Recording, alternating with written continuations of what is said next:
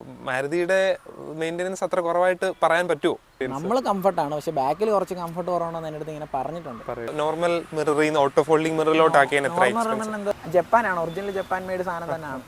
ഇതിന്റെ സ്റ്റഡിന്റെ ബുഷിന് അതിനെല്ലാം വ്യത്യാസമുണ്ട്. മറ്റേ സ്വിഫ്റ്റിൽ ഇതിന് കമ്പയർ ചെയ്ത് നോക്കുമ്പോൾ എല്ലാം ഇടയ്ക്കിടയ്ക്ക് മാറി മാറി ഓടിക്കുമ്പോഴേ ആ ഒരു ഡിഫറൻസ് ഫീൽ ചെയ്യുള്ളൂ. മാരുതിയിലാണല്ലോ വർക്ക് ചെയ്യുന്നത്, അപ്പം വണ്ടികൾ ഇങ്ങനെ മാറി ഓടിക്കുമ്പോൾ കറക്റ്റായിട്ട് ഫീൽ ചെയ്യുന്നുണ്ട് എനിക്കത്. സ്വിഫ്റ്റ് ഓടിച്ചിട്ട് ഇതിലോട്ട് വരുമ്പോൾ വ്യത്യാസം എന്താ ഫീൽ ചെയ്തിട്ടുള്ളത്? 100+ ഒന്നും പോകേണ്ട കാര്യമില്ല. വണ്ടി നമ്മുടെ കൺട്രോൾ എന്തായാലും കിട്ടത്തില്ല. മറ്റ് വണ്ടികളെ വെച്ച് നോക്കുമ്പോൾ ഇത് ഒരിക്കലും കിട്ടത്തില്ല. ഓക്കെ, അപ്പോൾ 40,000 നോർമൽ ഒരാൾ സർവീസ് ചെയ്യാൻ കൊണ്ട് ചെല്ലുമ്പോൾ എത്ര ആയിരിക്കും എമൗണ്ട് ആകുന്നത്? അതും ചെയ്യണം. പിന്നെ ഹൈറ്റ് അഡ്ജസ്റ്റബിൾ സീറ്റാണ് ഫുൾ ഓപ്ഷൻ വരുന്നത്. അപ്പോൾ അത് രണ്ടും കൂടെ ഒന്ന് ആഡ് ചെയ്യണമെന്നൊരു ആഗ്രഹമുണ്ട്. അതിവിടെ പിന്നെ ബേസിക്കലി വണ്ടിക്ക് കുറച്ച് വെയിറ്റ് കുറവാണ് മറ്റ് വണ്ടികളെ വെച്ച് നോക്കുമ്പോൾ.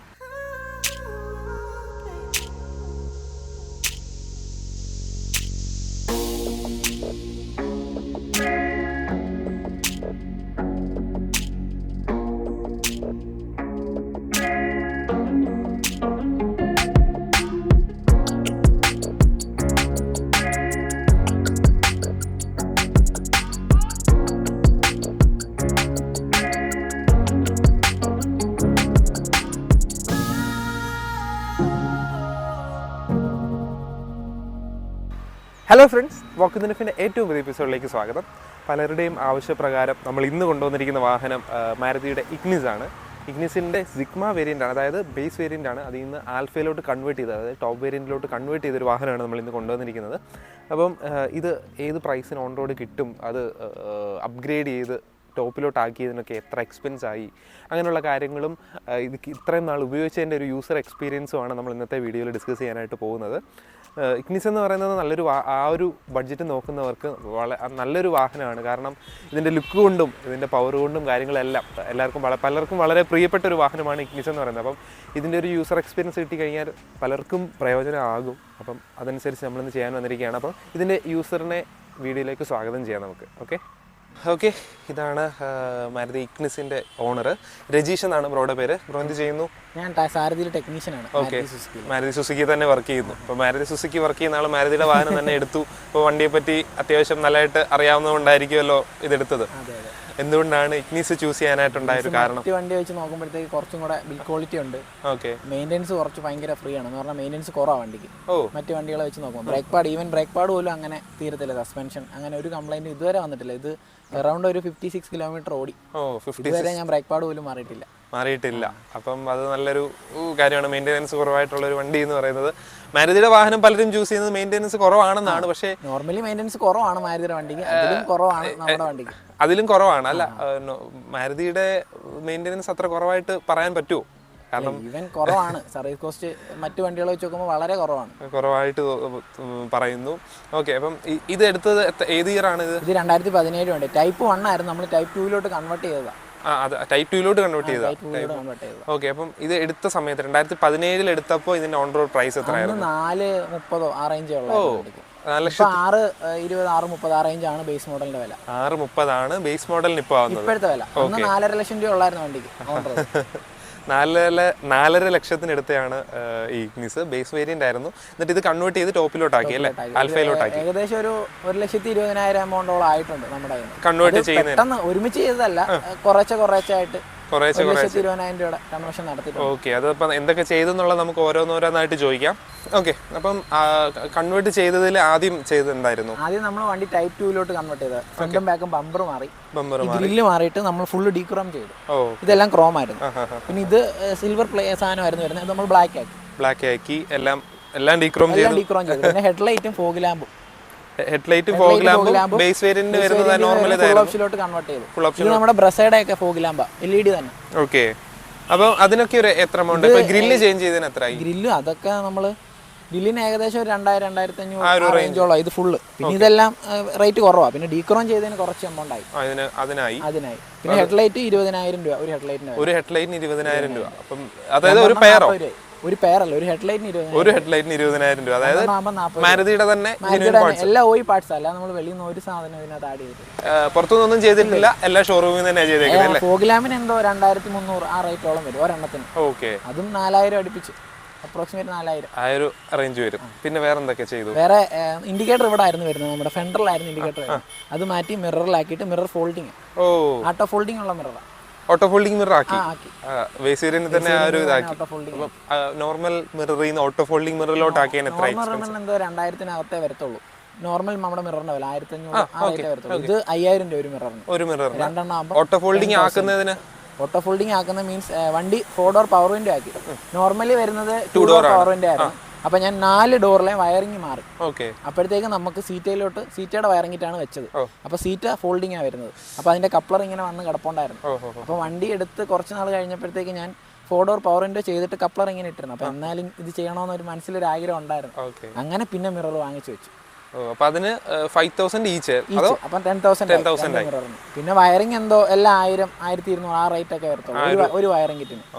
അങ്ങനെ വയറിംഗ് കിറ്റ് മാറി 4 എണ്ണം. പിന്നെ ബാക്കിലത്തെ 2 ഡോർ പാഡ് മാറി.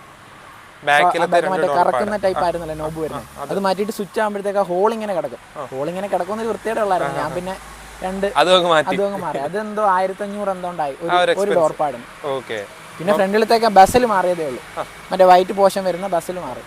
പിന്നെ നമ്മുടെ എ സ്റ്റാറിന്റെ ടാക്കോമീറ്റർ ആഡ് ചെയ്തിട്ടുണ്ട്. റിക്സിന്റെ വരുമായിരുന്നു. റിക്സിന്റെ എന്തോ 1100 ആ റേറ്റ് വരത്തുള്ളൂ. പക്ഷെ അതിന്റെ ഡയൽ വൈറ്റ് കളറാണ്. അപ്പൊ ഭയങ്കര ബോറായിരിക്കും തോന്നിയിട്ട് ഞാൻ എ സ്റ്റാറിന്റെ ആണ് ആഡ് ചെയ്തേക്കുന്നത്. അത് 1600 അത്ര ആവുന്നുള്ളൂ. ആ ഒരു റേഞ്ച് ആവുന്നുള്ളൂ. അപ്പൊ അത് കാണാനും വേറെ ഭംഗിയാണ് കാണാനായിട്ട്. അപ്പൊ ഒരു സ്പോർട്ടി ലുക്ക് എന്ന് വിചാരിച്ച് ഞാൻ അങ്ങ് ജസ്റ്റ് ചെയ്യുന്നില്ല. അതും നമ്മുടെ ഓയി പാർട്സ് തന്നെ, മാരുതിയുടെ തന്നെ പാർട്സ് എല്ലാം അവിടുന്ന് തന്നെയാണ്. പിന്നെ സ്പീഡോമീറ്റർ മാറിയിട്ടുണ്ട്. ടാക്കോമീറ്റർ ഒന്നും ഇല്ലാത്ത നോർമൽ സൈസ് സ്പീഡോമീറ്റർ ആയിരുന്നു ബേസ് വേരിയന്റ്. അത് 15 എമൗണ്ട് അത്ര ആയിട്ടുണ്ട്. 15,000 ആണ് അതിന്.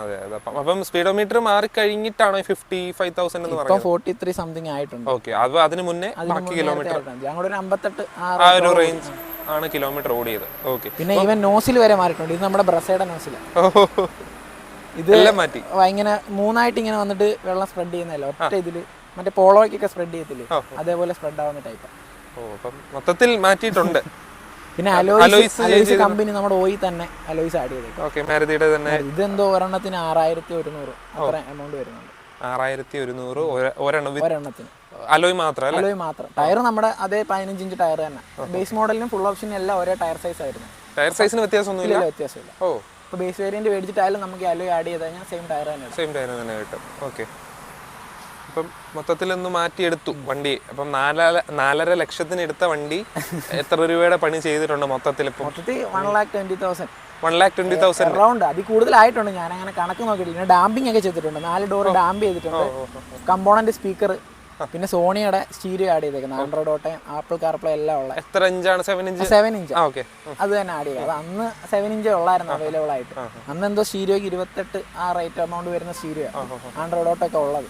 അപ്പൊ അതും അന്ന് ആഡ് ചെയ്തായിരുന്നു. അപ്പൊ ഇതെല്ലാം കൂട്ടിയിട്ടാണോ ഈ 1,20,000? ഇതൊന്നും എല്ലാം ഒന്നും കൂട്ടി അറൗണ്ട് ഒരു ഏതായാലും ഒരു 1,15 ലക്ഷം, 1,30,000 നമ്മള് ഫണ്ടിങ്ങിന് ഇത് ചെയ്യാത്തോണ്ട് നമുക്ക് അറിയത്തില്ല. പലപ്പോഴായിട്ട് ചെയ്തെടുത്തത്. ഓക്കെ. അപ്പൊ മൊത്തത്തിൽ ഒരു 1,15 ലക്ഷം ആ ഒരു റേഞ്ച് മുകളിൽ നിന്നു. അപ്പം ഒരു ടോപ്പ് വേരിയന്റ് എടുക്കണമായിരുന്നെങ്കിൽ അന്ന് എത്ര ആയേനെ? ടോപ്പ് വേരിയന്റ് അന്ന് എന്തോ 8 ലക്ഷം രൂപ അടുപ്പിച്ച് വരുന്നത്. 8 ലക്ഷം രൂപ എടുക്കുക. അത് എന്റെ ഫാമിലി തന്നെ എന്റെ അങ്കിളിന് ആൽഫ ഉണ്ടായിരുന്നു. അപ്പൊ ഞാൻ അതിലോടുള്ള ക്രേസ് വെച്ചിട്ടാണ് ഓരോന്ന് ഇങ്ങനെ ചെയ്തോണ്ടിരുന്നത്. ഈവൻ വണ്ടിയിൽ നമ്മുടെ റൂഫ് ലാമ്പ്, ബാക്കിലത്തെ ഡിക്കിയിൽ ഒരു ലാമ്പ് വരും, അത് പിന്നെ അകത്ത് ആംബിയൻ ലൈറ്റ്, പിന്നെ ഈ ORVM IRVM ഉണ്ടല്ലോ അത് വരെ ഞാൻ മാറിയത്. പിന്നെ ഇപ്പുറത്ത് വരുന്ന നമ്മുടെ സൺഷെയ്ഡ് ഉണ്ടല്ലോ, അതില് പോക്കറ്റ് മറ്റേ മിറർ വരാത്ത ടൈപ്പ് ആയിരുന്നു. അതുവരെ മാറി. എല്ലാം മാറ്റി. മൊത്തത്തിൽ മാറ്റിയിട്ടും ആ ഒരു എമൗണ്ട്, അതായത് 4.5 ലക്ഷത്തിന് എടുത്തിട്ട് ഒരു 5.5 ലക്ഷം അല്ല 6 ലക്ഷം കൂട്ടി. 6 ലക്ഷം ആയി കാണും. 6 ലക്ഷം ആയി കാണും. അപ്പം 6 ലക്ഷം രൂപയ്ക്ക് ടോപ്പ് വേരിയന്റ് വണ്ടി ആയിരിക്കുകയാണ്. നമ്മുടെ സെൻട്രൽ ലോക്ക് നമ്മുടെ മറ്റേ കീ ഇങ്ങനെ നടന്നിട്ട് മറ്റേ കീ ചെയിൻ പോലെ ഹാങ് ചെയ്തിടുന്ന ടൈപ്പ് നമ്മുടെ സെൻട്രൽ ലോക്ക് വന്നുകൊണ്ടിരിക്കുന്നത് ഈ മോഡലിന്. നമ്മൾ അതും കൺവേർട്ട് ചെയ്തിട്ട് അടുത്ത വേരിയന്റിൽ മാരുതിയുടെ തന്നെ കീ വരുന്ന ടൈപ്പ് ആക്കി. അത് തന്നെയാണ് കീ ഒക്കെ പ്രസ് ചെയ്യുമ്പോഴത്തേക്ക് മിറർ ഫോൾഡ് ആവും, അൺഫോൾഡ് ആവും. പുതിയൊരു കീ ചെയ്യണമെങ്കിൽ മറ്റേ ഇപ്പം സോഫ്റ്റ്വെയർ ഒക്കെ ചെയ്യണമെങ്കിൽ 4,000 ആഡ് ചെയ്തിട്ട് അതെല്ലാം അങ്ങനെയാണ് ഞാൻ ചെയ്തത്. 4,000 5,000 ഒക്കെ ആവത്തില്ലേ? അറൗണ്ട് ഒരു 3,000 ആ ഒരു റേഞ്ച് ആവുള്ളൂ. മൊഡ്യൂൾ ഇതിനകത്ത് ഉണ്ടായിരുന്നു. നമ്മൾ നിപ്പോണിന്റെ തന്നെ മൊഡ്യൂൾ ആയിരുന്നു ഇതിനകത്ത് വെച്ചിരുന്നത്. അപ്പൊ നമുക്ക് കീ കട്ട് ചെയ്തിട്ട് അതിൽ ചിപ്പും കൂടെ ആഡ് ചെയ്താൽ മാത്രം മതിയായിരുന്നു. ഇത്രയാണ് മൊത്തത്തിൽ ചെയ്തത്. അപ്പം അപ്ഗ്രേഡ് ചെയ്ത കാര്യങ്ങളെല്ലാം നിങ്ങൾ കേട്ടല്ലോ. അപ്പം ഈ ഒരു എമൗണ്ടിന് വാങ്ങിച്ച വണ്ടി ഇത്രയും അപ്ഗ്രേഡേഷൻ ചെയ്തതിന് ശേഷം ഇതൊരു ടോപ്പ് വേരിയന്റ് ആയിട്ടുണ്ട്. ഇത്രയും ചെയ്യണമെന്നില്ല. ഒരു 50,000 മുടക്കി കഴിഞ്ഞാൽ വണ്ടി ഈസി ആയിട്ട് നമുക്ക് നല്ലൊരു വേരിയന്റിലോട്ട് കൺവേർട്ട് ചെയ്യും. പിന്നെ ഞാൻ ഹെഡ്ലൈറ്റ് ആണ് ഏറ്റവും എക്സ്പെൻസ് വന്നത് അല്ലേ? 40,000 രൂപീസ് ആണ്. പിന്നെ റൂഫൊക്കെ ബ്ലാക്ക് ആക്കിയായിരുന്നു. ഓക്കെ, റൂഫ് ബ്ലാക്ക് ആക്കി. സ്പോയിലർ വരത്തില്ല ഈ മോഡലിന്, അപ്പൊ സ്പോയിലർ നമ്മൾ ആഡ് ചെയ്തു. എന്താ 5000 രൂപ ഉണ്ടാവും. കഴിഞ്ഞിട്ടില്ലായിരുന്നു കേട്ടോ. അങ്ങനെ നോക്കിക്കഴിഞ്ഞാൽ ഓരോ ഈച്ച് പാട്ടിൽ നമ്മൾ അങ്ങനെ അപ്ഡേഷൻ ചെയ്തിട്ടുണ്ട്. പക്ഷെ ഇങ്ങനെ നമുക്ക് പറയാൻ ഈ ഒരു പാട്ട് വരെ മാറിയിട്ടുണ്ട്. അതാണ് ഞാൻ പറയാൻ കാരണം. ഈ ഒരു ഡീറ്റെയിൽ ആയിട്ട് അങ്ങനെ നോട്ടീസ് ചെയ്തിട്ടാണ് ഞാൻ എല്ലാം ഇങ്ങനെ ചെയ്യാറ്. ഓക്കെ, ഫുൾ ഓപ്ഷനിൽ എന്തൊക്കെ വരുന്നോ അതൊക്കെ ഇങ്ങനെ ചെയ്യാൻ വേണ്ടിയിട്ട് ഇങ്ങനെ ഓരോന്ന് നോക്കും. എന്നിട്ട് ഇങ്ങനെ പാർട്ട് നമ്പർ എടുത്തിട്ട് ഓർഡർ ചെയ്യുക, വാങ്ങിക്കുക, മാറുക. അപ്പം ഓരോ പലപ്പോഴായിട്ടാകുമ്പം വലിയ ഒരുമിച്ച് അങ്ങനെ ചെയ്തിട്ടില്ല. അതുകൊണ്ട് നമുക്ക് അത്ര എമൗണ്ട് ആയിട്ട് ഇങ്ങനെ നോക്കി ഫീൽ ചെയ്യത്തില്ല. പലപ്പോഴായിട്ടാകുമ്പോൾ വലിയ തലവേദന ഇല്ലാത്ത രീതിയിൽ ഉണ്ടാകാൻ പറ്റും. ഓക്കെ ഓക്കെ, അപ്പം ഇത്രയും കാര്യങ്ങളാണ് ഈ വണ്ടിയിൽ അപ്ഗ്രേഡ് ചെയ്തിരിക്കുന്നത്. അപ്പം നിങ്ങൾ ബേസ് വേരിയന്റ് എടുക്കാൻ ഒരു ആഗ്രഹമുള്ള ഒരാളാണെന്നുണ്ടെങ്കിൽ ഇപ്പം 4,50,000 അല്ല കേട്ടോ വണ്ടിക്ക്, 6 lakh അല്ല, 6 ലക്ഷം രൂപ ആവുന്നുണ്ട്. അപ്പം അതിൻ്റെ അനുസരിച്ച് ആവും. അതേസമയം ടോപ്പ് വേരിയന്റിന് 10 lakhs 9 point സംതിങ് എങ്ങാണ്ട് ആവുന്നുണ്ട്. ഓക്കെ, അപ്പം അതനുസരിച്ച് നോക്കുക. അപ്പം വണ്ടിയുടെ അപ്ഗ്രേഡേഷൻ്റെ കാര്യങ്ങൾ നമ്മൾ പറഞ്ഞു. ഇനി വണ്ടിയെ പറ്റി നമുക്ക് ചോദിക്കാം. മാരുതി ഇഗ്നിസ് എങ്ങനെയുണ്ട് വാഹനം? ഓടിക്കാൻ നല്ല സുഖമാണ് വണ്ടി. ഓക്കെ, ഇഷ്ടം പോലെ സ്ഥലം ഉണ്ടാകും. നമ്മൾ സ്വിഫ്റ്റിനെ വെച്ച് കമ്പയർ ചെയ്യുമ്പോഴത്തേക്ക് ബാക്ക് സീറ്റ് കുറച്ചും കൂടെ വലുതാണ്. പിന്നെ ഡിക്കി സ്പേസ് ഉണ്ട്. ബോക്സി ടൈപ്പ് ആണെങ്കിലും ഒരു അർബൻ XUV എന്നാണ് ഇതിനെ പറയുന്നത്. കോമ്പാക്ട് അർബൻ XUV ആണ് ഇഗ്നിസ്. പിന്നെ ഈ ഡിസൈൻ നല്ലൊരു രസമാണ്. നല്ല ക്യൂട്ട് ഡിസൈൻ ആണ്. എനിക്ക് ഭയങ്കര ഇഷ്ടമാണ് ഇതിന്റെ ഒരു, പ്രത്യേകിച്ച് ഈ ഒരു ഹെഡ് ലാമ്പ് ഒക്കെ വന്ന് ഹെഡ് ലാമ്പിലാണ് വണ്ടിയുടെ ഒരു ഇത് ഇരിക്കുന്നത്, ഐഡന്റിറ്റി ഇരിക്കുന്നത്. അതിനാണ് ഞാൻ ബേസിക്കലി ഇത് മാറിയത്. എന്തായാലും അത് മാറ്റണം. ഈ യു ഗ്രില്ല് ഇതാണ് ഇതിന്റെ ഐഡന്റിറ്റി മെയിൻലി. നേരത്തെ ടൈപ്പ് വരുമ്പോൾ ഈ ഗ്രില്ലല്ലായിരുന്നു വരുന്നത്. ഇതൊരു നമ്മുടെ ജീപ്പ് കോമ്പസിന്റെ ഒക്കെ ഒരു ചെറിയൊരു വരുന്ന രീതിയിലുള്ളത്. Okay okay okay. പിന്നീട് വണ്ടി 58,000 കിലോമീറ്റർ, അത്രയും കിലോമീറ്റർ ഓടിയതിൽ ഇപ്പോൾ എത്ര സർവീസ് ആയിട്ടുണ്ട്? സർവീസ് നോർമലി നമ്മൾ ഓടിയാലും ഇല്ലെങ്കിലും 10,000 അല്ലെ 1 year അങ്ങ് സർവീസ് ചെയ്യത്തേ ഉള്ളൂ. ചെയ്യുകയാണ്. അങ്ങനെ നമ്മളങ്ങനെ നോക്കാറില്ല. സർവീസിനൊക്കെ എത്ര എമൗണ്ട് ആവുന്നേ? സർവീസ് എന്തോ, ഞാൻ മാരുതി തന്നെ വർക്ക് ചെയ്യുന്നത്, അപ്പൊ അറിയാലോ.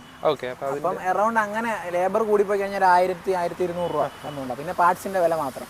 എല്ലാ 10,000 കിലോമീറ്റർ ഇങ്ങനെ ഇത് ചെയ്ത് നോക്കുമ്പോൾ 10, 30, 50 അങ്ങനെ നോക്കുമ്പോഴത്തേക്ക് ഓയിലും ഫിൽറ്റർ മാത്രം നമുക്ക് മാറിയത്. പിന്നെ 20,000-ലാണ് നമ്മൾ കൂളന്റും ബ്രേക്ക് ഫ്ലൂയിഡും മാറുന്നത്. 40,000 മാത്രം പ്ലഗ് മാറിയത്. Plug, air filter, fuel filter, അതാണ് ഏറ്റവും മേജർ ആയിട്ടുള്ള സർവീസ്. 40,000. അപ്പോൾ 40,000 നോർമൽ ഒരാൾ സർവീസ് ചെയ്യാൻ കൊണ്ട് ചെല്ലുമ്പോൾ എത്ര ആയിരിക്കും എമൗണ്ട് ആകുന്നത്? ഏകദേശം ഒരു 6,000 ആ ഒരു റേഞ്ച് വരും. അതായത് വിത്ത് ഓയിൽ മാക്സിമം എല്ലാം ഫുള്ളായിട്ട് മാറുമ്പോൾ plug, air filter, coolant, brake fluid എല്ലാം നമ്മൾ മാറുമ്പോഴത്തേക്ക് അത്ര എമൗണ്ട് വരുന്നു. ബ്രേക്ക് പാഡ് ഇതുവരെ ഞാൻ മാറിയിട്ടില്ല. 2000 എന്തോ ആണ് ബ്രേക്ക് പാഡിന്. ഇത് ഈ വണ്ടിക്ക് മാത്രമാണ് ഈ ബ്രേക്ക് പാഡ് വരുന്നത്. KBX എന്ന് പറഞ്ഞിട്ടൊരു ബ്രാൻഡിന്റെ വരുന്നത്. അത് ജപ്പാനാണ്, ഒറിജിനൽ ജപ്പാൻ മെയ്ഡ് സാധനം തന്നെയാണ്. ഇതിന്റെ സ്റ്റഡിന്റെ ബുഷിന് അതിനെല്ലാം വ്യത്യാസമുണ്ട്. മറ്റേ സ്വിഫ്റ്റിൽ ഇതിന് കമ്പയർ ചെയ്ത് നോക്കുമ്പോൾ എല്ലാം KBX എന്ന് പറഞ്ഞിട്ടുള്ള കമ്പനിയുടെയാണ് വരുന്നത്. ഇത്രയും കിലോമീറ്റർ ഇതുവരെ മാറിയിട്ടില്ല. ഇതുവരെ മാറേണ്ടി വന്നിട്ടില്ല. ജാപ്പനീസ് മെയ്ഡ് തന്നെയാണ്, എല്ലാം ജാപ്പനീസ് മെയ്ഡ് തന്നെയാണ്. സംഭവം യൂറോപ്യൻ ഇതിൽ തന്നെയാണ് വണ്ടി ഉണ്ടാക്കിയത്. നമ്മൾ ഇവിടെ അസംബിൾ ചെയ്യുന്നതേ ഉള്ളെന്നാണ് തോന്നുന്നത്. പിന്നെ പുതിയ വണ്ടി വരുന്നെന്ന് പറയുന്നത് ഇത് പഴയ എഞ്ചിനാണ്, BS4 തന്നെയാണ് എഞ്ചിൻ. BS4 തന്നെ. ഇപ്പം മറ്റേ ഡുവൽ ജെറ്റ് ഒക്കെയാണ് നമ്മുടെ സ്വിഫ്റ്റിലൊക്കെ വരുന്നത്. ആ എഞ്ചിനിന് അടുത്ത അപ്ഡേഷന് വരുമെന്നാണ് പറയുന്നത്. ഓക്കെ, അപ്പം സ്വിഫ്റ്റ് ഒക്കെ ഉപയോഗിക്കാറുണ്ടല്ലോ. സ്വിഫ്റ്റ് ഓടിച്ച് നോക്കിയിട്ട്, സ്വിഫ്റ്റ് ഓടിച്ചിട്ട് ഇതിലോട്ട് വരുമ്പോൾ വ്യത്യാസം എന്താ ഫീൽ ചെയ്തിട്ടുള്ളത്? നല്ല വണ്ടി, ബേസിക്കലി ഒരേ ക്യാരക്ടർ ഒക്കെ ഉള്ള വണ്ടികളാണ്. എന്നാലും കുറച്ചും കൂടെ എനിക്കിഷ്ടം ഈ വണ്ടിയാണ്. കുറച്ചുകൂടെ സ്പേഷ്യസ് ഇതാണ്, അകത്ത് നല്ല സ്പേസ് ഉണ്ട്. നമ്മളിങ്ങനെ താഴ്ന്നിരുന്ന് ഓടിക്കുന്ന ഒരു ഫീൽ, ചെറിയൊരു ക്യാരക്ടർ ചെറുതായിട്ടുണ്ട് ഇവിടെയൊക്കെ ഉണ്ട്. അപ്പം ഇതിന്റെ പവറിനെ നോക്കുമ്പോഴോ, അതായത് പവർ 282 bhp ആണ്.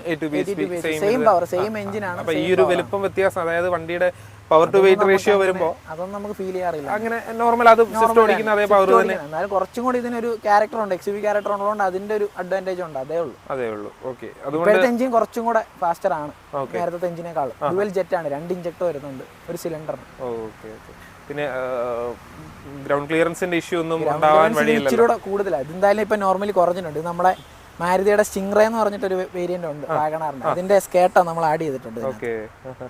കുറച്ചും കൂടെ ഗ്രൗണ്ട് ക്ലിയറൻസ് കുറഞ്ഞിട്ടുണ്ട്.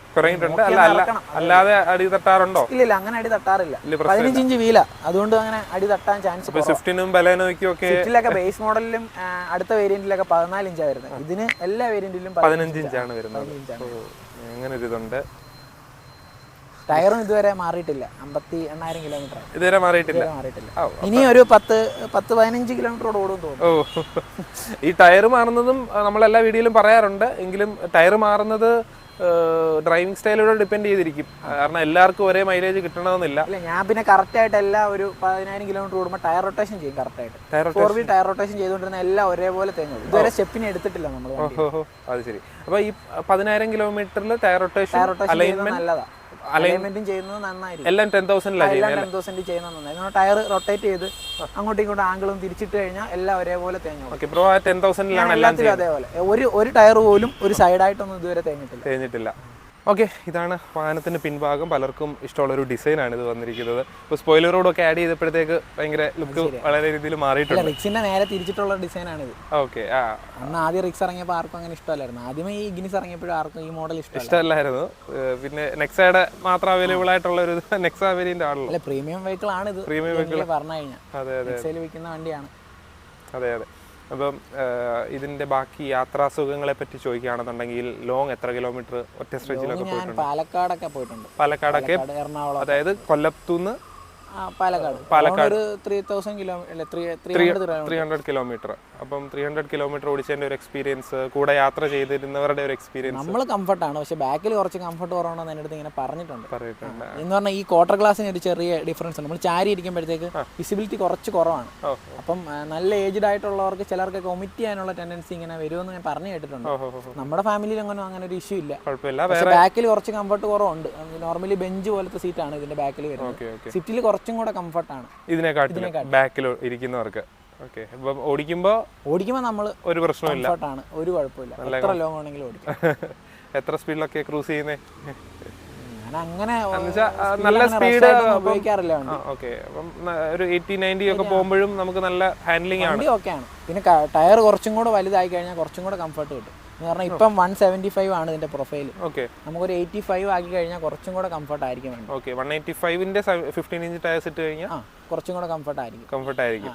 എൻ്റെ ഫ്രണ്ട്സ് ഒക്കെ ഇങ്ങനെ 195 വരെ അപ്ഡേറ്റ് ചെയ്തിട്ടുണ്ട്. അപ്പോൾ അവർക്കൊക്കെ ആ വണ്ടി ഓടിക്കുമ്പോൾ നല്ല ഹാൻഡിലിങ് കുറച്ചും കൂടെ നമ്മൾ റെയിനി ആയിട്ടുള്ള സമയത്ത് അങ്ങനെയൊക്കെ ചില സമയത്ത് കോർണറിങ് ഒക്കെ എടുക്കുമ്പോഴത്തേക്ക് ഭയങ്കര സ്റ്റെബിലിറ്റിയാണ്. കുറച്ചും കൂടെ ടയറൊന്ന് വിടുത്താക്കി കഴിഞ്ഞാൽ, ഒരുപാട് വിടുത്തായി കഴിഞ്ഞാലും ഇതാവും. പക്ഷെ കറക്റ്റ് സൈസ് 185 ആണ്. 185 ആണ്. ഇതിപ്പോ 175. ഞാനിപ്പോൾ ഇത് തീരാറാകുമ്പോഴത്തേക്ക് ഇപ്പം ഒരു വർഷത്തിനകത്ത് 185 മാറാനായിട്ട് ഇങ്ങനെ ഇരിക്കുക.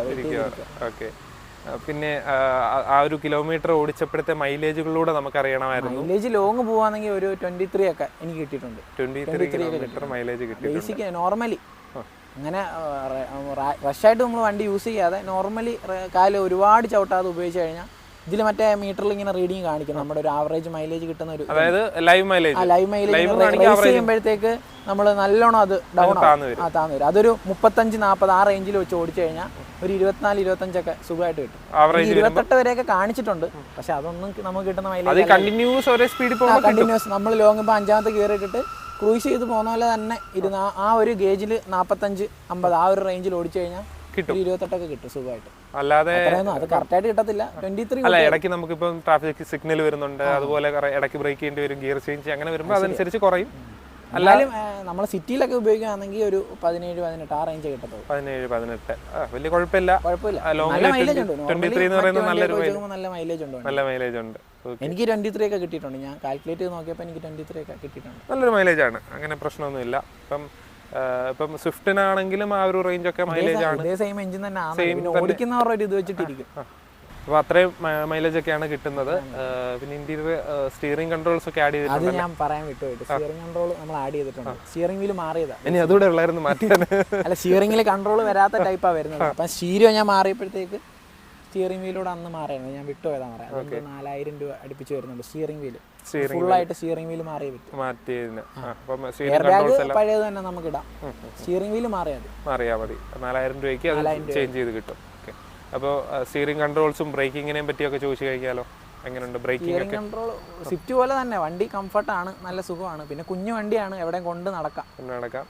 പിന്നെ റിയർ സീറ്റ് കംഫർട്ട് മാത്രമാണ് ചെറിയൊരു കുറവ്. അതുകൊണ്ട് ഡിക്കി നല്ല സ്പേസ് ഉണ്ട്. റിയർ സീറ്റ് ഇങ്ങനെ ഇരിക്കുന്നുണ്ട്. സ്വിഫ്റ്റിൽ ഇങ്ങനെ കുറച്ചും കൂടെ ഇരിക്കുന്നതുകൊണ്ടാണ് ഡിക്കി കുറച്ച് സ്പേസ് കുറവ്. ഡിക്കി സ്പേസ് ഉണ്ട്. പിന്നെ ഇതിന്റെ ഡിസൈനിന്റെ ഒരു പ്രശ്നം കൊണ്ടാണ് ഈ സീറ്റ് ഇങ്ങനെ ഇരിക്കുന്നത്. അല്ലാതെ നമ്മളിപ്പോൾ അവരെ മറ്റേ വണ്ടി ഇങ്ങനെ സ്ലോപ്പ് ആയിട്ടായിരിക്കുന്നത്. ഇതിങ്ങനെ തിരിഞ്ഞിട്ട് ബോക്സി ടൈപ്പ് ആയതുകൊണ്ടാണ് ഈ സീറ്റ് ഇങ്ങനെ. വാഗണാറിനും ഇതേപോലെ തന്നെയാണ് സീറ്റ് വരുന്നത്. ഇനി അടുത്തതായിട്ട് നമുക്കറിയാനുള്ളത് മാരുതി ഇഗ്നിസിൻ്റെ നെഗറ്റീവ്സ് ആണ്.